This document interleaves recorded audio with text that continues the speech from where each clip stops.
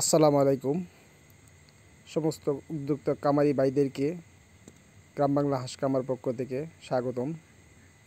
আজকের যে হাঁসগুলো দেখতে পাচ্ছেন ওইটা ডিমের হাঁস, নতুন ডিম ধরছে।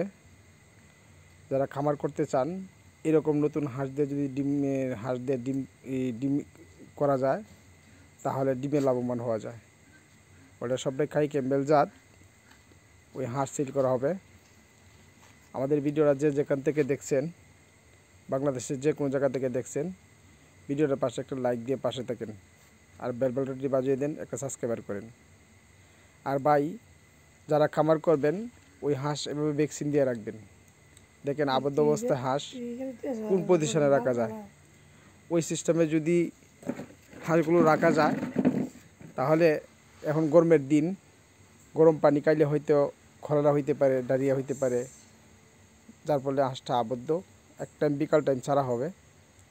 তো এই ভিডিওটা দেওয়ার উদ্দেশ্য এটাই, আমি যেভাবে এই হাঁসটা পালা হইতেছে আপনারাও এইভাবে পালবেন, তাহলে নিঃসন্দেহে ডায়রিয়া থেকে অধিকাংশ মুক্ত থাকা যায়।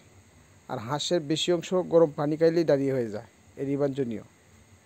তো এখনও যারা গ্রাম বাংলাকে সাবস্ক্রাইবার করেন নাই, গ্রাম বাংলার হাঁস খামারকে ভাই একটা সাবস্ক্রাইবার করেন, আর একটি লাইক দিয়ে সাথে থাকেন। ভালো থাকেন। করবো মোরা হাঁসের চাষ, থাকবো সুখে 12 মাস। আসসালামু আলাইকুম ওয়া রাহমাতুল্লাহ।